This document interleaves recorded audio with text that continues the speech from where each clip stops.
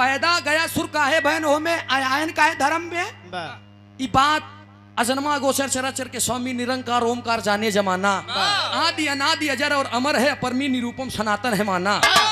ई भूमिका है हमार छोटा या के ककहरा से शुरुआत रही भैया हो तनी हमारे बात पे ध्यान दई। जब पैदा भरे ब्रह्मा विष्णु शंकर जी वही समय पैदा भा गया सुर उतनी समय इनका आशीर्वाद मिल रहा लुप्त हो गया रहा पैदा बहन। जब बाद में तिनकर एक कहानी एक व्याख्या अलग हुई गया जिले से शुरुआत हुई। स्वामी जगन्नाथ की उत्पत्ति अगर आप लोग देखबे तब वो मानो विद्यापति तमाम लोग रहे जहां से स्वामी जगन्नाथ की उत्पत्ति भाई बंगाल के खाड़ी उड़ीसा के बगली है हुआ है। एक बिरहा हम आप लोगन के प्रस्तुत करे चलते रुचि बताई न बहन सतयुग से बात ले आए के त्रेता में छोड़ी। अब हम बिरहा शुरू करे चलते सतयुग उठाओ त्रेता द्वापर तीनों मिक्स कर दी। मार साहब आवा चार लाइन की भूमिका दैदा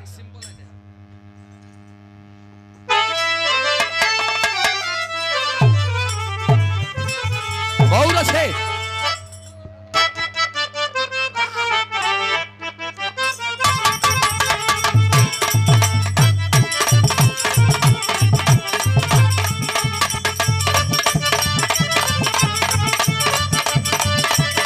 बहुत अच्छे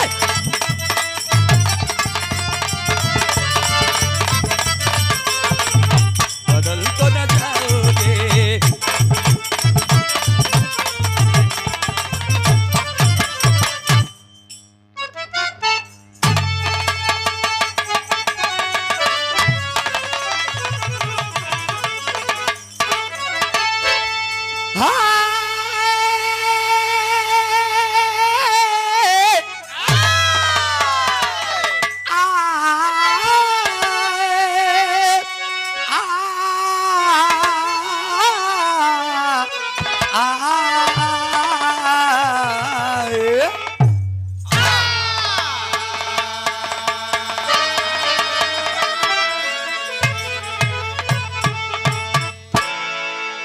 ध्यान देंगे आप तमाम भक्त हुए दोस्त नीलकंठ रक्तासुर लवड़ासुर जौन रावण के भय ने रहन ढेर जने भगत पैदा भैन। अब हमका खोलवाबा जी जाई दिया भैया हो लेकिन हम एक भगत के नाम उठाओ ढेर भगत के लाइन लगावे चलते ही अब तीनों युगों इकट्ठा हुई। मार साहब चार लाइन के भूमिका में कहना है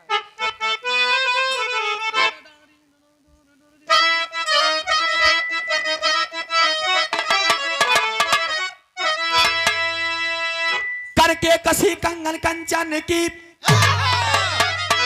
कामातुर कर कमलाधिपति कंत की काल गीत की कला की कटिकोटिन कविता कहती कर जोर कहे करतार कछु अरे कलुष की कृपा करुणा कहे।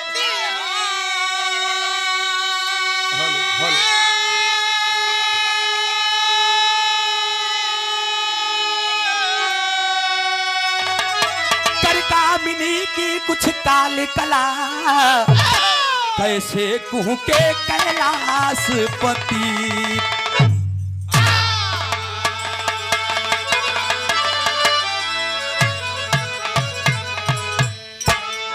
गौर करेंगे बाबूजी। आज महल में बाग बगीचा सब कुछ है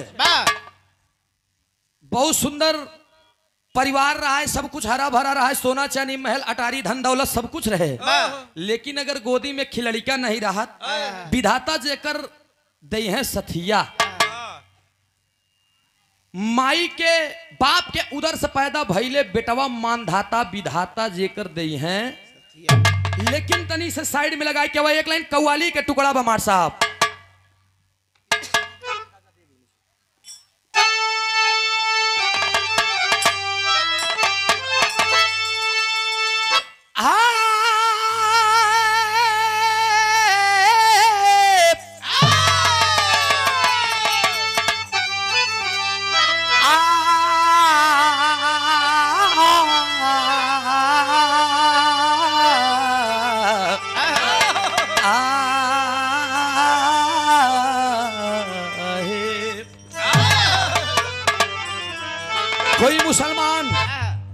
जा करके ख्वाजा पिया दरगाह बाबा में एक बात कहता है। का कहत बा?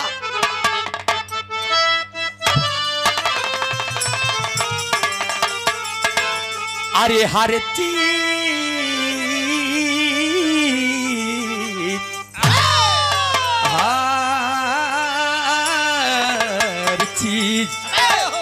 हर चीज करीने की करीने में मिलेगी।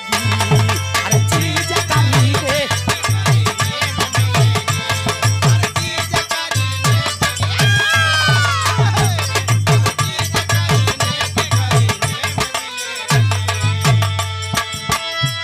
हर चीज करीने की करीने में मिलेगी।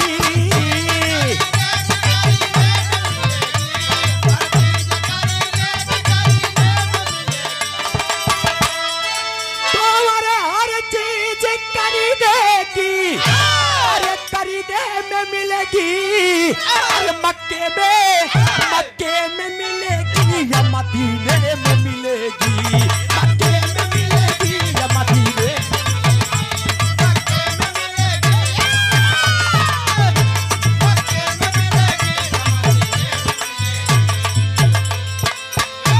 मक्के में मिलेगी या मदीने में मिलेगी।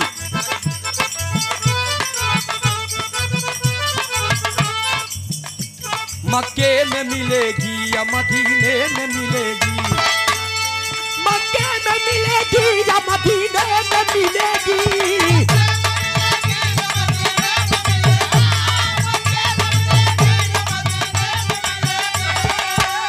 तुम्हारे मक्के में मिलेगी या मदीने में मिलेगी।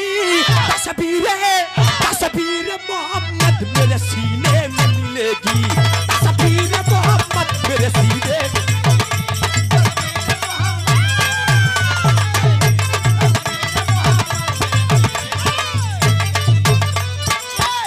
लेकिन कवि की कलम संकेत करती है क्या? अरे हर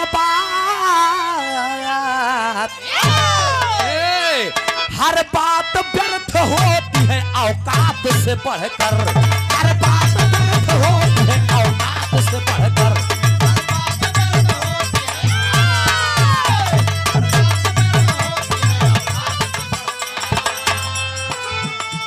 हर बात व्यर्थ होती है औकात से बढ़कर।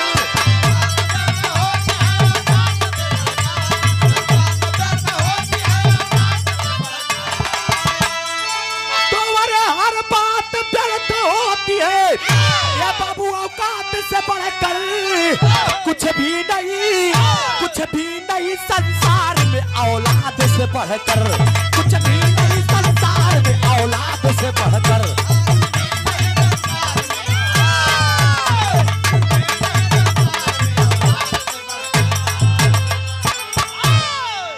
तनी हमारे बात पे ध्यान दिया। महाराज राजा मोरंग का दरबार सब कुछ भरा है।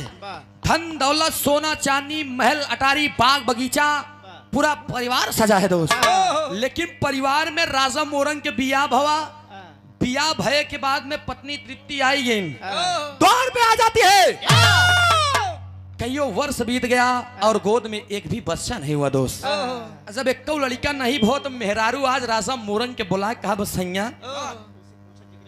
अब सोचिए आप ये दुख बच्चों का गम एक बार दोस्त ध्यान लिया। औलाद का गम फौलाद का पानी याद दिला देता है। आज उसे जाए के पूछा जे करे गोदी में कौ लड़का नहीं है। कहते नहीं लड़का धन धन अटे बाकी सब धन माटी। जेकरे पान मारे तना रखेन रहा वही पे खा वही पे पिया वही सब कुछ करा। कौने काम के बाद तोहरे मरे के बाद सब माटी हुई जाए। आज हम लोग टहर टहर कमाते ही अगर हमारे परिवार में एक वंश न पैदा भा तो भले दुनिया से ले जाता है। दुनिया से चाहे जितना कमाए के लेके जाता ही घरे काम मतलब नहीं करी भैया। नमो बतावा नमो। अच्छा ये हरसु परशुराम जी क्या बात है बाबा। इस भाव पे प्रसन्न होकर कौवली अब खुश हुई। यानी 51 रुपया पुरस्कार बहुत बहुत नमस्ते बा प्रणाम बा आशीर्वाद दे। हम बच्चे कला में कामयाब लंद फंद हर जगह गाय ली थी हम लोग। लेकिन जब समाज देखी थी कि बिराह वाली आ तो हुआ हम लोग मेन चीज पर उसे काम करी बाबा। बहुत बहुत नमस्ते बा प्रणाम बा।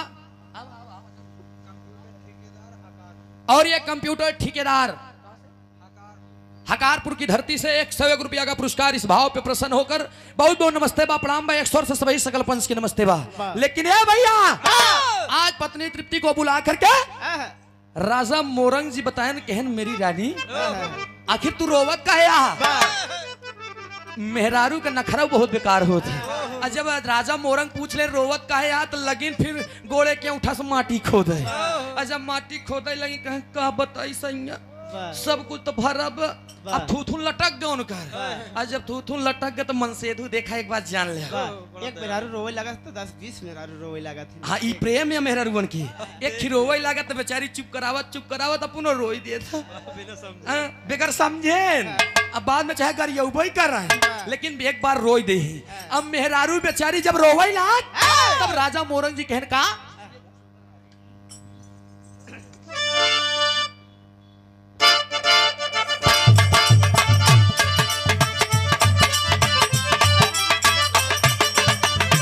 राजा मोरंग बतावत है सुना।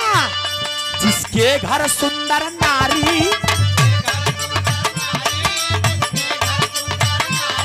एक लाल बिना वह तरसे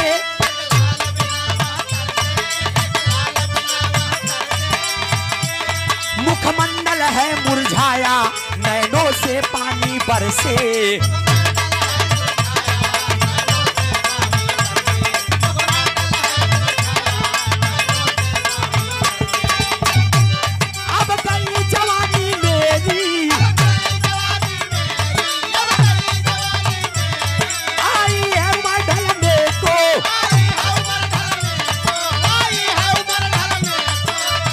किस्मत में लिखा विधाता सर्वदा हाथ मलने को। ए भैया रोवत तो मेहरारू लेकिन जब रोवे लाग मेहरारू तो राजा मोरंग के दिल में दर्द हुई है। जब राजा मोरंग के दिल में दर्द हुई है तो राजा मोरंग कह कोई बात नहीं अब तू जान लिया। राजा मोरंग तो भाई वापस घरे आई जब तोहरे खिलड़िका हो जाई तब इतने मेहरारू उठ के खड़ी होगी कहाँ जाता है कहूँ तोरे जाए लड़का होई। मेहरारू जब इतना कहला के वहां भी रोती हो और जाने से भी रोक देती हो। अब मैं तुमसे वचनबद्ध होता हूँ और त्रिवाचा बांधा था तभाई लौटाप तभाई लौटाप तभाई लौटाप जब तोरे लड़का होई होई होई जाने। जब त्रिवाचा बांधे मर्द चल दिया और जब मर्द चल दिया एक लाइन तर्ज लग गया मार साहब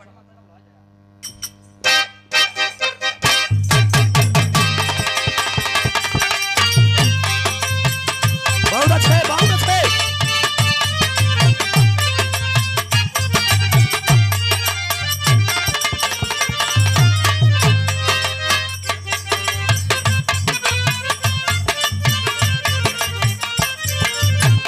ये गीत के लाइन में पटना से है पटना से पैदा बोलाई दिया अरे नजरों गई दहिया ए भैया लेकिन कोनो ऐसा सुघर लड़की रही बेचारी नाजुक रही ओकरे बरे कमजोर उम्र की ओकरे बरे एक लाइन गाई देना नील कुमार बागी उस्ताद हमरे की नरमी अरे नरमी कालैया सुकुवार रे चुभी जाला कंगनवा कालैया सुकुवार रे चुभी जाला कंगनवा।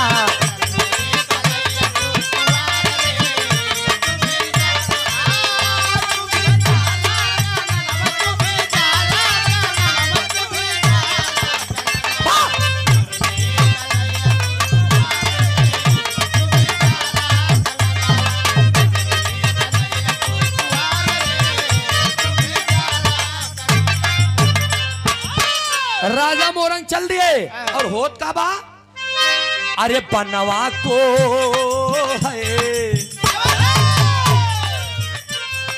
बनवा को दिहले सिधार हो लालन के बदे बनवा को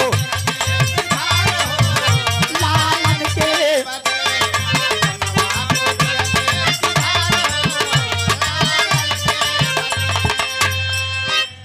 जाई के पहुंच गईले घोर बिया बनावा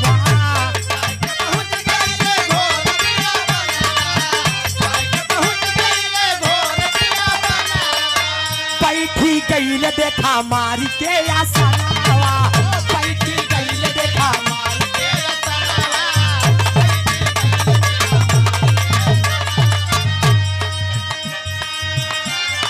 मंत्रों का है मंत्रों का कैले उच्चार हो लालन के बदे।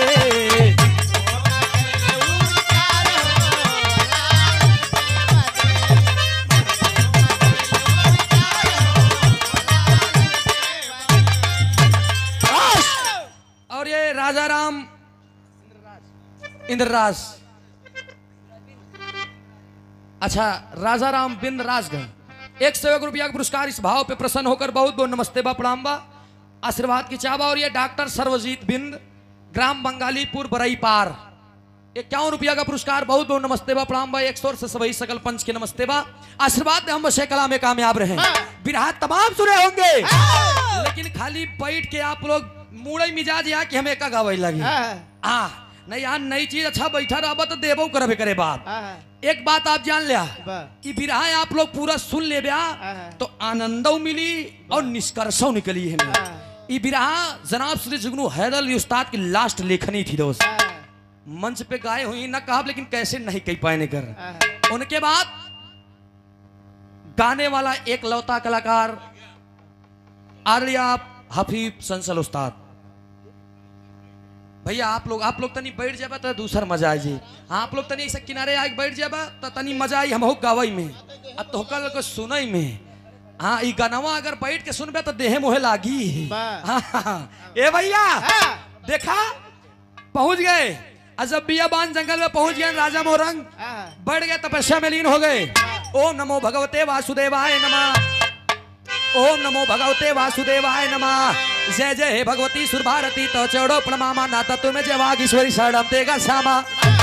लगे नु इन पलटे अजो खूब खूब उच्चार करे लगे मंत्र के खूब एकदम ऐठे पर आया है। बाप रे हरिमन नारायण नारायण नारायण खूब एकदम जपत है। लेकिन तब तक आकाश मार्ग से देव ऋषि नारद जी चले जा रहे थे। और जब देव ऋषि नारद जी के काने में ये भनक गई कि जंगलवा में के आए के यहाँ तपस्या करत बहो हवाओं का रुख मोड़ दिए। और जब देव ऋषि नारद जी आए राजा मोरंग के सामने बैठे के नो ये राजा यहाँ है। बाप रे इनके महल में बाग बगीचा धन दौलत सब कुछ भरा है। जंगलवा में तपस्या के थबरे करता है। आए और उनका ध्यान भंग कर दिए। और जब ध्यान भंग करें आंखें खुली राजा मोरंग उनके छेड़ों में गिर गए और कहे महाराज देवर्षि नारद जी आप आए बाहर आई। आपके आने से हमारा बिखरा चमन फिर से खिल गया। देव ऋषि नारद कहन पहले ही बतावा हिया तू करत का यहाँ। और जब इतना बतिया बताएं तो देव ऋषि नारद से राजा मोरंग कहने फूल जैसी नारी दे दिया है परमात्मा ने मुझे। कहा हमारा मेरा रूप अच्छी रही बाजिनो जिन बना रहे जा करके संदेश बताइएगा दुनिया के मालिक दीनानाथ से क्या हम रहे ऐसे। अरे कुछ न देता चलत कहे वंश बढ़ोई बरे खिमकर लड़कियां नहीं दे पाया। देव ऋषि नारद जी जब इतना बतिया सुने तो उनके दिल में लग गई कहन यार ये बतावा कहन तोसी बड़ा मूर्ख मन ही नहीं देखा।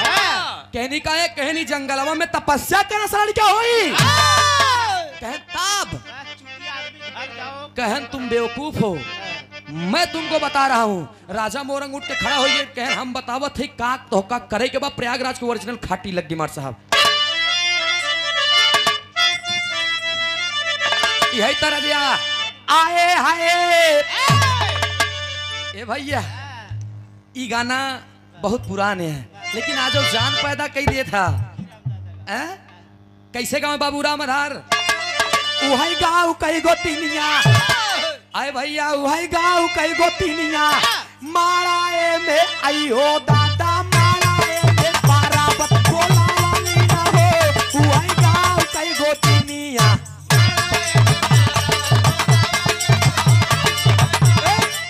ईरान हमारे माई बहन लोगन के गीत लौकुश चरित्र में आप सब सुने हो हैदर जुगनू जी गाई देन दुठी नान नान जोगिया। अरे दुठी नान नान जोगिया वही पेड़ावा में घोड़ावा बंधावा लेना हो दुठी नान नान जोगिया।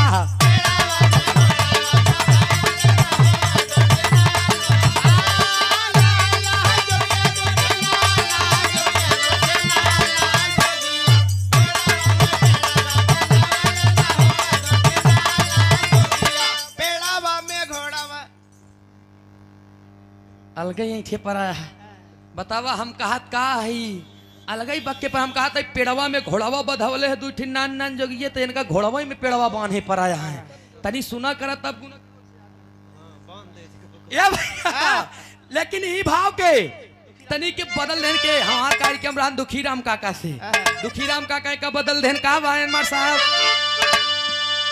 अरे टंगिया में दुखीराम काका के आजो अंदाज अलग बजान ले इतना ही बा मुँह नहीं तो नहीं बा नहीं बा लेकिन कहीं ये बचवा ए बउआ एक कई बार तो मिलबई भे भैया हो मकरा मुकुंदपुर कछारे में एक बार मिलबई भे हम कहे आज बाबू देख ले सीआर निक बिरहा गायन हिट हो गए हैदरली जुगनू जी हैं से टक्कर ले यहाँ ये तनी हम देख ले अच्छा जब गायन कहना रे टांगिया में उस्ताद के खलीफा दुनिया करताल बाबूराम कैलाशेष बजाव हैदर अली जुगनू जी भाजे लहरी उस्ताद ऐसे भाजे दुखी राम कक्का के करताल एकदम अलग हम बतावत है कैसे बजावत रहे कायर टंगिया में हाँ टंगिया में टंगिया फसावली ना हो ना नदी भौजैया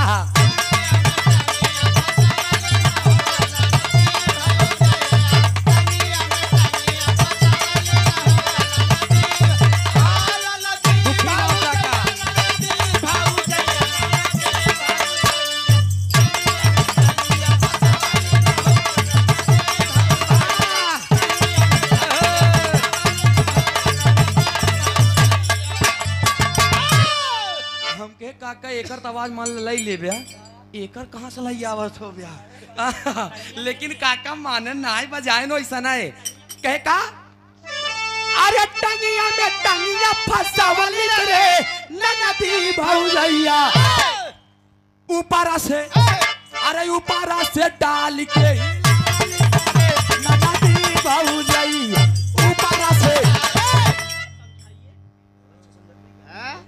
हम कहे काका एकर मतलब का काका कहन बउआ जब मोर मेहरारू यानी तोर काकी और हमार बहिन दोनों ननद भौजाई जब सवेरे 4 बजे उठे तो लई ले जात चकरा और रखा मुट्ठी भरे खुटिये हो था ओका रखेन काड़ेन ओके बा पकड़ेन गेहूं ठाक धरेन लगे नचावे टांगिम टांग फसाई की कह तब कहन वही बताएन कि टंगिया में टंगिया फसावलिन हो न नदी भौजैया आयु पारा से डाल के हिलावलिन हो न नदी भौजैया लेकिन यही भाव पे देव ऋषि नारद जी कहन एक लाइन हम गाई थी मार साहब हम अपन बताई दी का अरे माई डियर ये हमारे यहाँ आजकल वाले रुचि पूची रुचि पूची नहीं कहते रुचि पूची बनारस में का बच्ची कहते हैं बिट्टी क्या गुरुदेव हम पूछी ना अरे पागल तो हमारे प्राण प्यारी है काहे हड़बड़ा दिया भैया अच्छा अगर बूची से दिक्कत हो तो का ननकी कहवा करी या पतरकी कहवा करी का कही ने खा पिया तो का कितनी बार कहे महाकुंभ में आवा फिर के देसी घी खियाई ये शरीर महाकुंभ भाई क्या भाई क्या जब से चकलाने कबो शुक्र नहीं फ्री वाली खिचड़ी खाए के अरे बच्चा जब महाकुंभ में फिर खिचड़ी खाए तो मुड़क खिचड़ी हेराई के जान लिया कहना पड़ा मां साहब अरे माई डियर हमारे हम एक लाइन का उबो करब कहे कि हम जानता जब हम पे आई थी यही पर रही थी अरे माई डियर कही के बोलो बोली नो आज काल कई बेटी लेकिन देव ऋषि नारद जी कहते हैं अरे नारद बाबा हाँ नारद बाबा बीड़ा बाजावा लेना हो राजा मोरन कैसा मानावा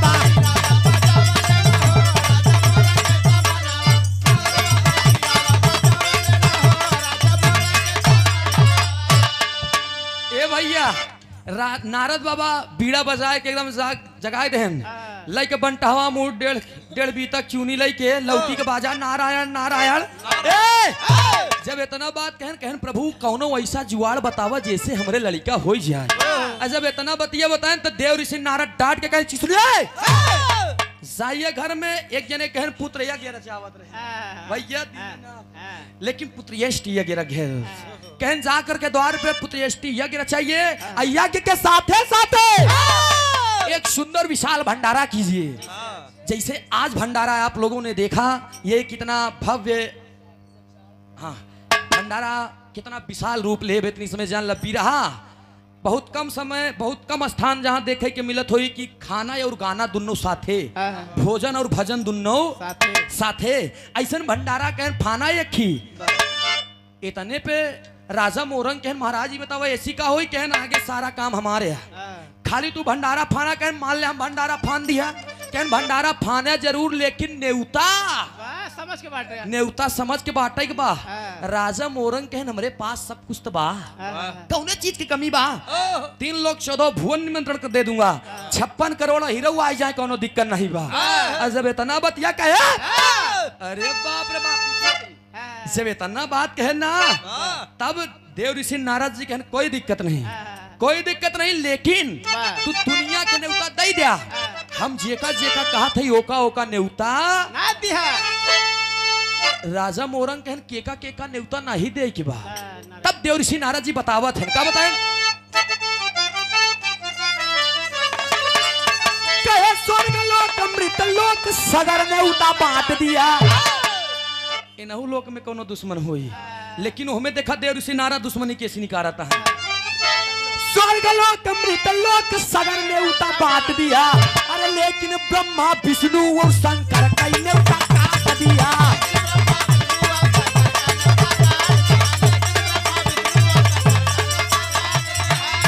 अरे नारद बाबा झागा लागा वाले न हो राजा मोरंग कैसा मानावा नारद बाबा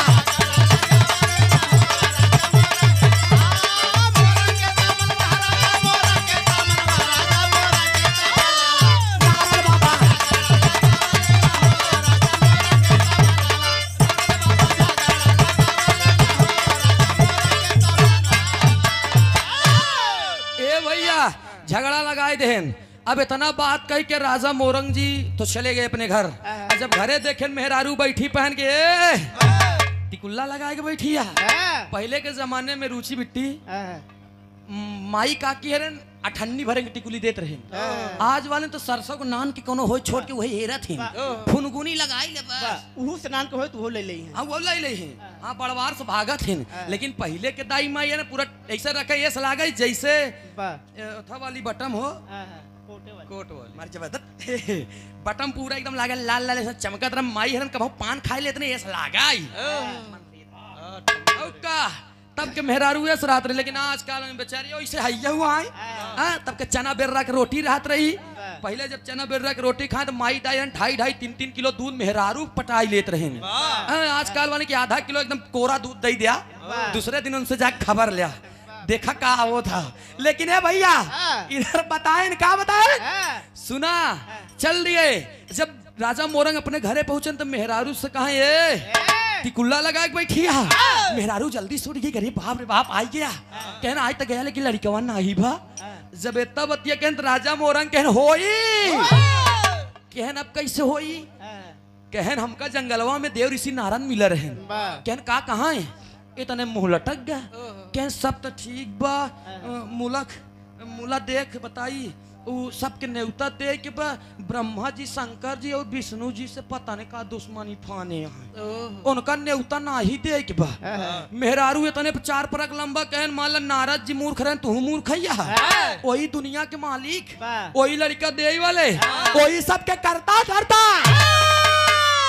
उन्हें के नेवता न मिली तो का कद्दू लड़का होई जब इतना बतिया कहे तो मन से धू होई के राजा मोरंग के ना ही देख बहुत घूमे तीर्थ यात्रा करे बहुत गुरुद्वारा बहुत गुरुधाम बहुत देवी देवता का स्थान देखे लेकिन कभो लड़का नहीं हुआ हम इतना करब हम ब्रह्मा विष्णु शंकर के नेवता जब इतना बतिया कई देन तो ये भैया धीरे धीरे पुत्र यष्टि यज्ञ भी रुक जा यज्ञ संपन्न हुआ ऐसे विशाल भंडारा फनाइया और जब विशाल भंडारा फन गया तो हुआ भौता पर भौता कर भौता हरे अलमीलापुर मिला शर्मिला हरेन पहुंचे पूछी और जब पहुंच गई लाई के बेलना अब बेलना लाई जाए रोट पूरी बेलत यहाँ वहीं में सब मूड़ी ये पूरा उठाए घूंघटा हिये तक करे हैं। एक ही इलाहाबाद के रही, एक ही लखनऊ के रही, एक ही जौनपुर के रही, एक ही प्रतापगढ़ के रही, चारों बिट्टी लइके बेलना गावत मर जे बत हमको ना छोड़। ए भैया लइके बेलना गातियां कहती ए दीदी कैसे चार मेहरारू जहां इकट्ठा हो जाए ती जान ल पुरानी पीढ़ी की बात खुल जाई।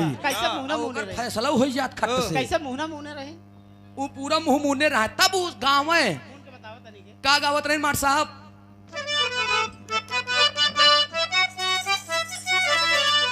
अरे गेहुआ के पाल नहीं गो सुगना, अरे गेहुआ के पाल नहीं गो सुगना, बलम मोर पूरी के तरसई। प्रतापगढ़ वाली जवन रही ना वो गावत है मिर्जापुर वाली पट्ट से लोक ले तरे नरिया रवा के बारी ऊपर श्याम गेदा लगाए। जौनपुर वाली कहे नहीं हरे में गई सब भाई नजर राम कैसे मिलाई। ए भैया ढेर ढेर जने गावना कहा, लेकिन क्यों जने एक ही नवा गाना गाय देन कि लागल न थुनिया के धक्का बलम कलकत्ता पहुंच गए। हम सोचे यार नथुनी के धक्का रहन कि हनुमान जी के गदा मार दे। बतावा लागल नथुनिया के धक्का बल हम कलकत्ता पहुंच गए 800 किलोमीटर दूरी। ए भैया लेकिन गौर करे तमाम मेहरारू गावत यहाँ देसी घी के कचौड़ी छनात बा। और जब देसी घी कचौड़ी छनात बा तो हवा के रूप से जब आकाश मार्ग से धीरे धीरे धीरे धीरे ब्रह्मलोक तक गा, और जब ब्रह्मा जी के निकुरा में बेझेस ए भैया ब्रह्मा जी तुरंत ही सूंघई लागे। हाँ कचौड़ी देसी घी कहा महकत बा। और जब दो चीन दैया यूं करे ना तब वो उठाए कमंडल, और कमंडल उठाए के बिना खड़ाऊ के चल रहे कहें ओह अतरा पतरा लगे पलटाए। जब देखे तन चिट्ठी नहीं आई रहा, पहुंच गए सीधा कहाँ क्षीर सागर में भगवान श्री विष्णु जी से मिले। विष्णु जी लगे पहुंचन, जब विष्णु जी लगे गए कहन भैया जयराम। विष्णु जी कहन भैया जयराम ये अचानक कैसे? कहन हम तोसी नाराज है। कहन काहे नाराज है? कहन नाराज था बोले कि रे बाप मृतलोक से निमंत्रण आया और चिट्ठी दाब ले है तू। विष्णु जी कहन कि कैसे हम चिट्ठी दाब ले, कहाँ के? पूरा हे रही लागन। विष्णु जी कहन भैया हमारे लगे नहीं उतना नहीं आई। ब्रह्मा जी कहन हो ही सका था कैलाश पर्वत पे भगवान श्री शिव शंकर जी के न्योता आई हो और नशा के धूर्त मनई, नशा के आदि नशा में धूर्त रहा हो न जाने हो चिट्ठी दाब ले हुई। अब दोनों जने चल रहे हैं, और जब दोनों जने चल रहे हैं तो कैलाश पर्वत के ऊपर से भगवान श्री शिव शंकर जी देखता है आंखी बड़ी कह के। और जब देखता है ओ ब्रह्मा जी और विष्णु जी मेरे द्वार पे वही कैलाश पर्वत के ऊपर कसो भैया जयराम। ब्रह्मा जी कहन तोहार जयरामी ओढ़ी दसाई तोहार भला भाई। अरे यार नहीं रहन तो कम से कम कोनो से संदेश ही देवाई दे होता कि तोहार ने उताई हम नहीं पहुंचाई पावत है। शंकर जी कुछ देरी तक समझी नहीं पाए ओकरे बात पूछेन कहन भैया का मामला या? कहन मामला ये है कि मृतलोक से निमंत्रण आए और चिट्ठी तू दाब ले हमार लोग के। भगवान श्री शिव शंकर जी कहन कहाँ से? ब्रह्मा विष्णु जी कहन राजा मोरंग के यहाँ से। कहन लिया तो इतना पता है कि चिट्ठी कहाँ से आई बा, हमका तो यह नहीं पता कि कहाँ भंडारा फनाबा। अब ब्रह्मा जी के मूड मिजाज खराब। ब्रह्मा जी कहन कि एक बात बताई। कहन का? कहन देवता आए हो चाहे पूरी खाए। जब इतना बतिया कहन तब शंकर जी पिछड़िए तनी, और जब तनिक पिछड़िए कहन कसो तू न जाबे का? शंकर जी के ना ना ना ना एक बार बिना चिट्ठी के हमार मेहरारू सती महाराज राजा दक्ष प्रजापति के बिटिया सती बिना न्योता गई रही बेचारी जल के भस्म हो गई। राखी राखी दरे तरे गिरान हम ना जा दोबारा बिना न्योता के, हमका इज्जत प्यारा बा। विष्णु जी के मिलायन विष्णु जी कहें जहाँ बड़का भैया हुआ छोटका भैया तो दोनों जने भेष बनाए ले। और जब दोनों जने भेष बनाए ले अरे दोनों जन जोगी का भेष बनाया रे द्वारे पे आकर के अलग जगाया रे। नारद जी जान गए मोरी गली औले दुई चोर। दोनों जने साधु भेष बनाई ले, आ साधु भेष बनाए के इसे भंडारा फना खूब बढ़िया जौने कहती लाइट और नहीं बा।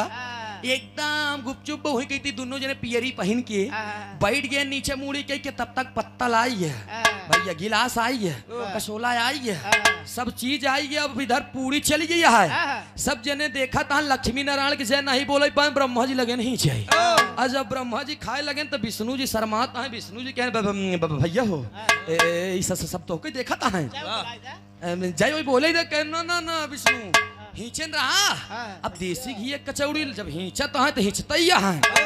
तब तक सब्जी वाला आए देखे सबके में तो धरा चला गया बेचारा। ब्रह्मा जी के तो पूरी गायब हो गई, पूरी पूरा खा चुका रहा है।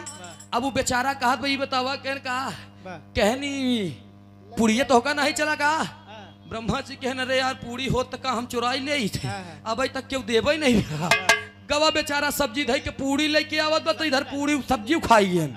पूरी धई के गवा तो सब्जी ले, फिर सब्जी पूरी यानी सब्जी पूरी के मेल नहीं मिले थे। तब तक देव ऋषि नारद जी के आगमन हुई है। और जब देव ऋषि नारद जी के आगमन हो गए तो एक लाइन टेरी लग गई मार साहब।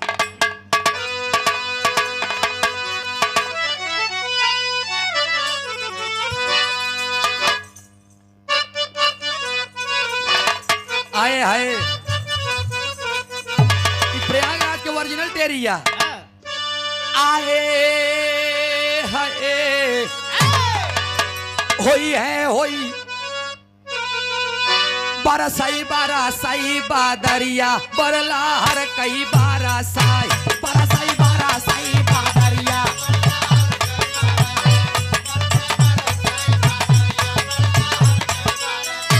लगतैया साल बेटवा लगतैया साल बेटवा लगतैया साल बेटवा लगतैया साल बेटवा होइगा बड़े कार से बादरिया बरला हर कई बरसाई।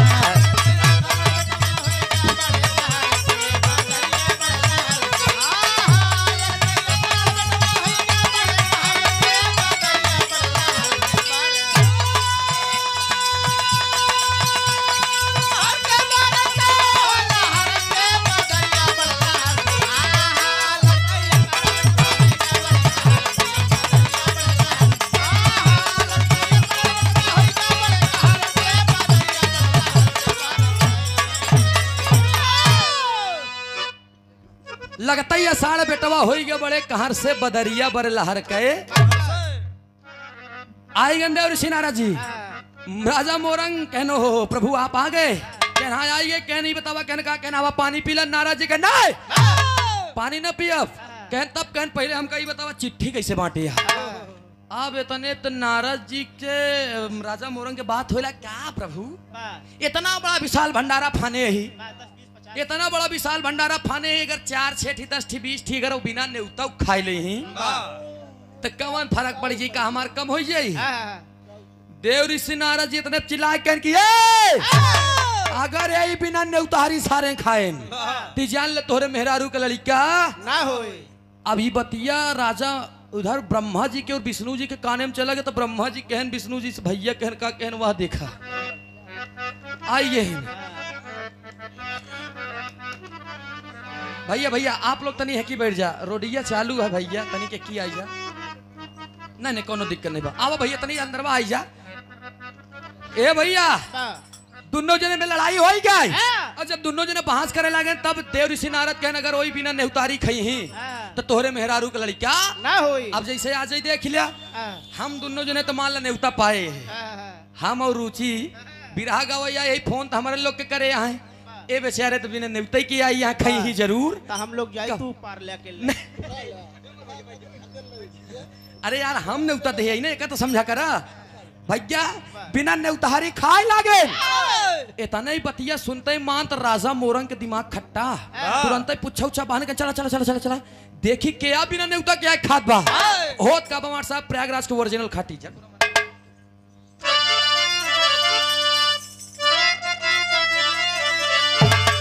यह गीत के लाइन बारे झकोरा मारे झुलनी सानी लो रे झकोरा मारे झुलनी लेकिन ई भाव में कहना पड़ा कैसे चला हो मोरे बीरना ब्रह्मा जी कहन अरे चला हो मोरे बीरना का चौड़ी बोला वही चला हो मोरे बीरना।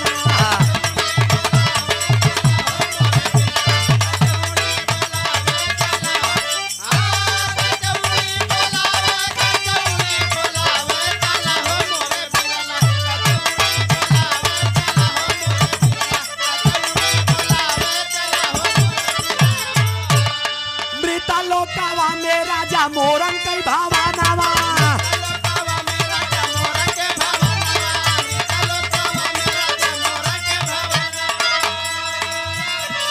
तू नौजन के सुना बाटे कारई के भोजनवा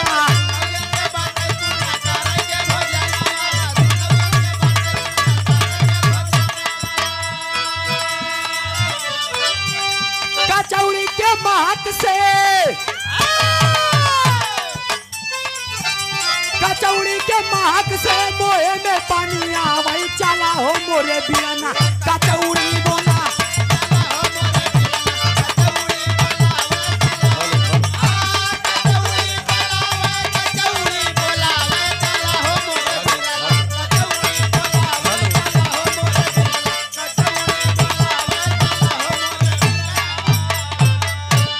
देव ऋषि नारद जी आगे आगे चल रहे हैं चेक करते करते करते करते करते करते पहुंचे दोनों पियरी बाबा के लगे और जब हुआ पहुंचे तो कहूं रुके नहीं वहीं रुक गए जब वहीं रुक गए तो ब्रह्मा जी के नीचे मुड़ी हो चली जात बा ब्रह्मा जी नीचे मुड़ी हो चली जात बट ब्रह्मा जी विष्णु जी के मनावत है कि ये भैया ये जितना खाए रहा फायदा ही बताई नहीं हुआ आई गया वत्सव आई गया हाँ जब वंशव आई गया इतना बात सुने ना ब्रह्मा जी लगाए कचौड़ी में हाथ और जब कचौड़ी में हाथ लगाए तब तक देव ऋषि नारद जी आइन लगे कहन महाराज की जय हो महाराज के श्री चरणों में सादर यछोचित कहें यथोचित अजब इतना बतिया कहन ना तो दोनों जने रुक गए जब रुक गए कहन महाराज कहन कहा कहनी भंडारा के था बरे फना बाप मालूम बा कहन प्रभु अब ये तो हमको नहीं मालूम कहन नहीं मालूम कहना कहन चिट्ठी पाया ब्रह्मा जी कहन बेटवा हम लोग साधु सन्यासी में नहीं ऐसा चला जाते रहे हम पंगत चलत रहन तो सोचे कि दू कवर मारे चली कहन ओहो विष्णु जी से पूछन की बतावा कहन कहा कहन तू चिट्ठी पाए विष्णु जी कहन जहाँ बड़का भैया हुआ छोटका भैया अजब इतना बा कहन ओहो अपुना तो अपुना 4 हाथ पगाऊ लेके आई है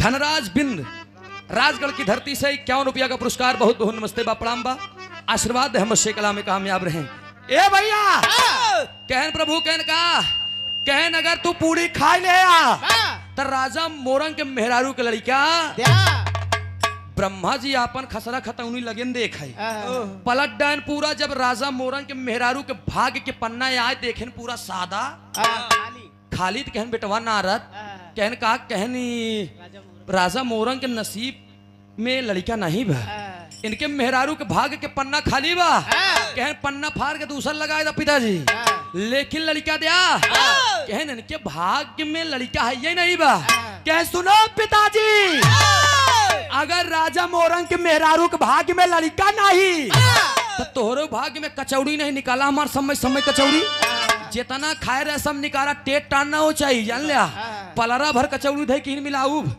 राजा मोरंग से ब्रह्मा जी कहने जवन मशीनी में चला गया अब बेटवा अब का बेइज्जती करता है ना ना ना ना छोड़ा बना हम ठीक से विष्णु जी इस बात को बर्दाश्त नहीं कर पाए और उठ करके ताव में एक बात बोल दिया कि यह नारद देवताओं का अपमान करना तुम्हारे अधिकार की बात नहीं है नारद जी कहें अगर देवता के अपमान करें हमरे अधिकार की बात नहीं बा तब बिना चिट्ठी के नेवता खाप तोहरे अधिकार की बात या देवता कहन ओहो कहन कोई बात नहीं मैं जा रहा हूं लेकिन आशीर्वाद देकर के जा रहा हूं आज के 9 महीना बीतते राजा मोरंग के अर्धांगिनी के खिलड़ी का पैदा हुई जाए बस इतना सुनता ही मान तो देव ऋषि नारद गोड़े भार आई गए की अरे काका अरे बाबू हमार चाचा माई बाप तू सब जने यहाँ ये तो हम केवल एक ही गदेला तोहार बतावा आप पैदा कई दे मृत लोक में सब कुछ दे दे फूल जैसे मेहरा रू दे दे खिलाड़ी क्या नहीं दे रोवत रान बेचारा वो करे बेरे झगड़ा मोल ले हम जवन कुछ बोले हमका क्षमा करे प्रभु देव ऋषि नारद के इतनी बात सुन के विष्णु जी के अब जवन हो क्रांत हो हम जवन कहा क्रांत कही दे चले गए दोनों लोग शंकर जी के बुलाए शंकर जी से देखा ये बड़ी मार्मिक कहानी बा यहीं से शंकर जी से बुलाए शंकर जी मिलन बाग हमारी बैठा एकदम नंदी बाबा पे सवार लेके त्रिशूल मिलन कर भैया काश कहन विष्णु जी तुरंत पलट के चला शंकर जी कहती कहने नहीं से पूछा कहन का भा कहन लड़का हम मान ले प्रभु दे के बा भगवान भोलेनाथ कहन मजा मारे गाजी में ये धक्का सा है मुजावर अरे तू लोग खाए पिए है, तू लोग समझा। इतने बात पे ब्रह्मा जी और विष्णु जी मनाने लगे कि भैया बिना तोहरे मिले ये काम न हो पाई। भगवान श्री शिवशंकर जी अपने शिष्य नीलकंठ को याद करते हैं और शिष्य नीलकंठ आते हैं तो शिष्य नीलकंठ को आदेश देते हैं कि आपको राजा मोरंग की अर्धांगिनी के गर्भ में उनका बच्चा बन करके जाना होगा। नीलकंठ आए और जब नीलकंठ आयन जब प्रवेश करे राजा मोरंग की अर्धांगिनी के गर्भ में तो होत का बा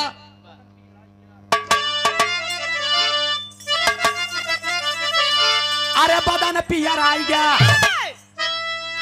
जैसे प्रवेश भैन राजा मोरंग के दुल्हनी की मौसम अनुकूल होइला भैया। अरे बदन पियर आई गया वही गोड़ हो गया भारी बदन पियर आई गया।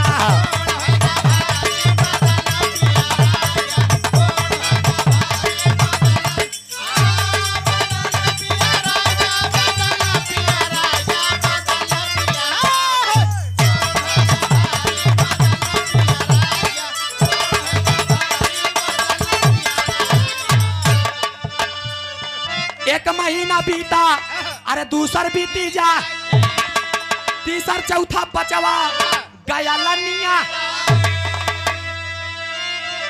अरे छठवे महीना में रोहन ही जोई बदन पियर आई गया। सतवें महीना में सतवा महीना आई गया।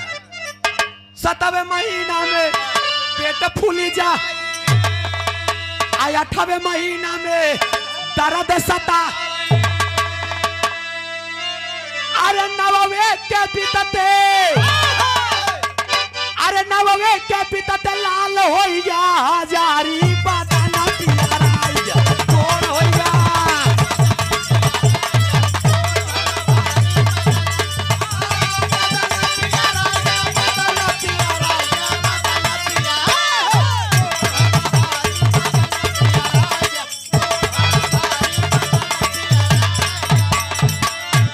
भैया। 9 महीना 10 दिन बीता राजा मोरंग के अर्धांगिनी के खिलड़िका पैदा भा। जौने बेटवा के नाम बड़े प्यार से 6 दिन हो ये छठी के दिना नाम करई बरे तमाम महिलाओं को बुला करके इकट्ठा करके सोहर गावत 2 मिनट के सोहर फिर लड़का का नाम पड़ा था वो करे के पैदा होता है इतना बता फिर कहानी देते उधर से। अब हमारे साहब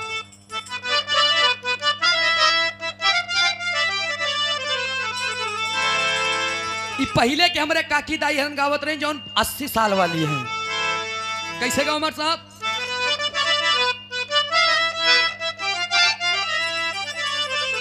अरे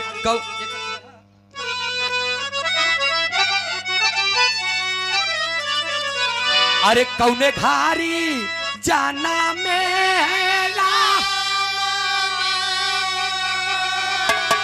ता कौने घारे लखी ता कौने घारे लखी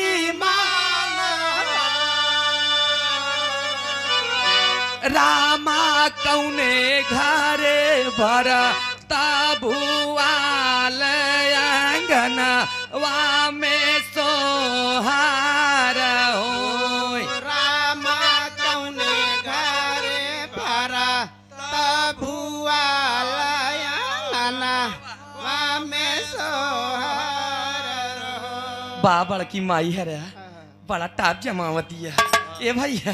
लेकिन एक जवाब दे का जवाब दे कौशल्या घारे जाना मेरा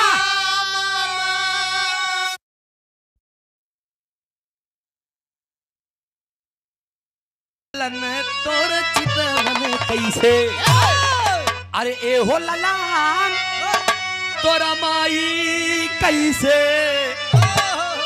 लड़कवा जवाब दे मचिया पे बैठी रनिया वही जैसी कहा ए हो ललान तोरा पापा कैसे पगड़ी बांधे रजना वही जैसे।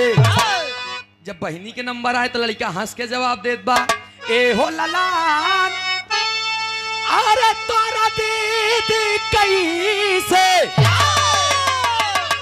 तो लड़का कहा अरे चमकतया वही अजोरिया जैसे। लेकिन जब मामी के नंबर आए तो लड़का तनी मजाक कैले का मजाक करता। अरे ए हो ललान तोरा मामी कैसे, लड़का हंस के कहा बा ए अरे मटकतया वही पतुरिया जैसे, मटकतया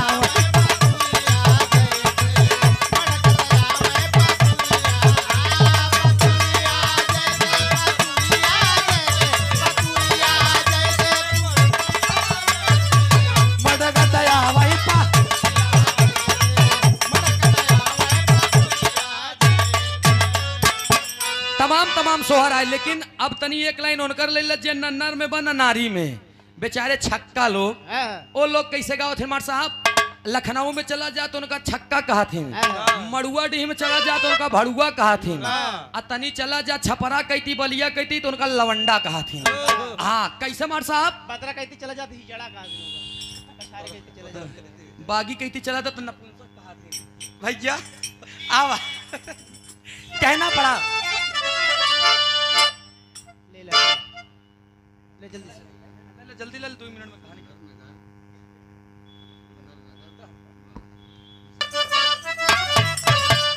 अरे भूवर भूवर बाल रे होरी लावा के, भाई पहले छक्का बन के दिखावा इन लोगन के।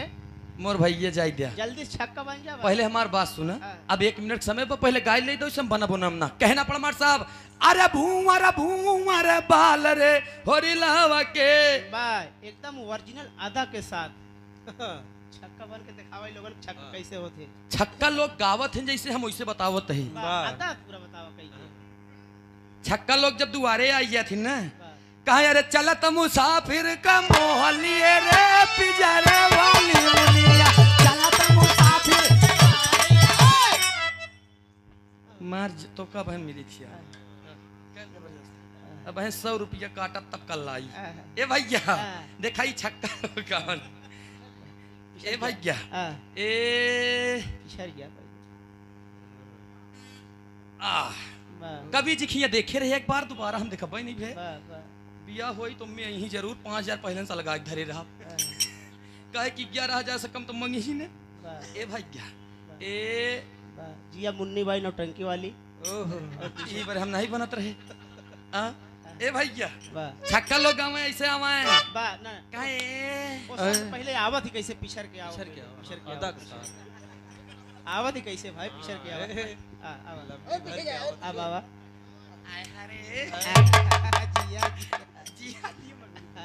जिया मड़ुआ डिग भड़ुआ कहाँ है कैसे नाचे मार साहब, गावत हैं कैसे।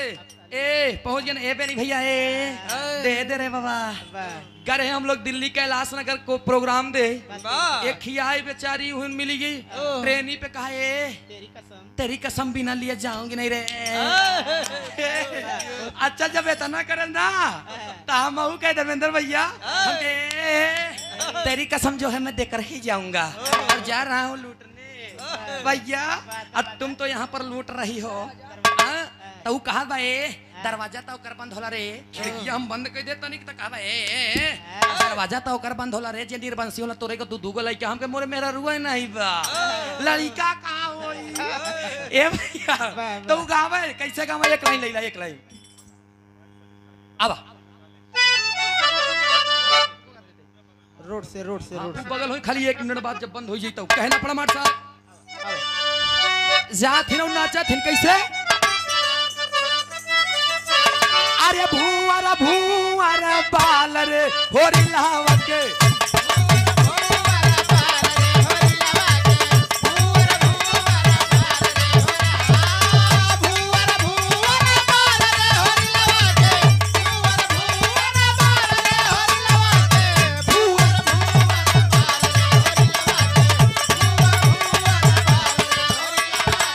होरी ला के चाची है मालो की रानी,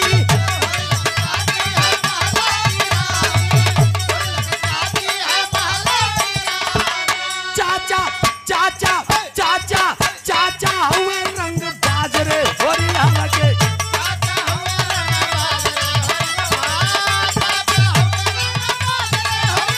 बहुत अच्छे चाचा हुए रंडी बाजरे होरी लावा के। कहे मेहरारूवन के मान लो मेहरारू कह रहे तो तू बदल दे हम रंगबाज लगाई दे के थबरे बतावा वो तो मेहरारूवन की बात रही उन्होंने आपस में कही लेथिन बेचारी लेकिन ये भैया लास्ट में कहना पड़ा राजा मोरंग के एक लड़का पैदा भा जौन लड़का के नाम नीलकंठ भा नीलकंठ के एक लड़का पैदा भा जेकर नाम मोरंग ध्वज रहन मोरंग ध्वज के एक लड़का पैदा भा जेकर नाम ताम्र ध्वज भा ताम्र ध्वज के एक लड़का पैदा भा जेकर नाम मयूर ध्वज रखा गया इस हमार विराह के खत्म बा अब हमार साहब कहना पड़ा खड़ी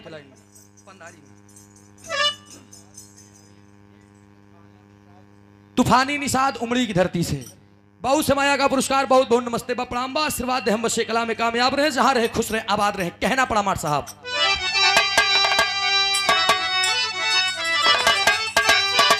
आरे अब ना मिली ये बाबू अब ना मिली ये पंचो अब ना मिली तने नुआ कई तारा कारी अब ना मिली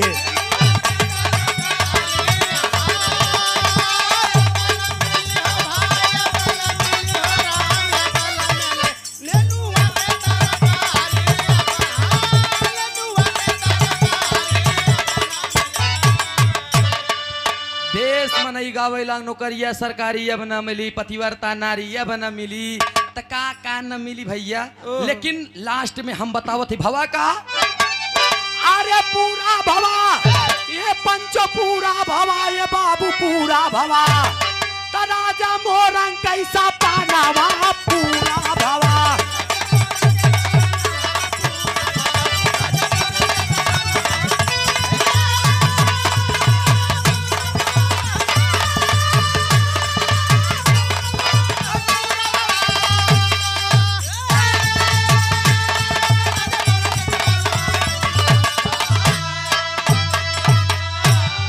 राजा मोरंग के नीलकंठ नीलकंठ के मोरंग ध्वज के ताम्र ध्वज से मयूर ध्वज स्वामी गीतानंद संत भय अरे भुल्लुर तजे कोता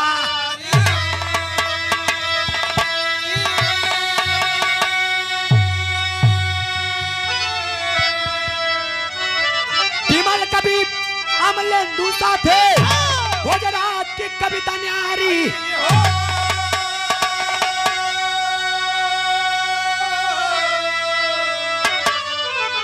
बदरिया बरलार कई बरसई अरे बदरिया बरलार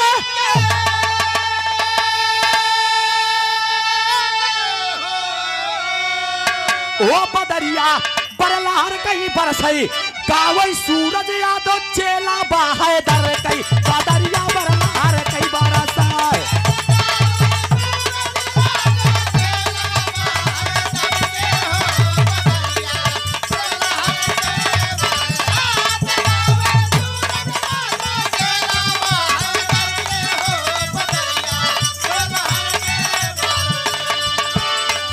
मुझे प्यार की जिंदगी देने वाले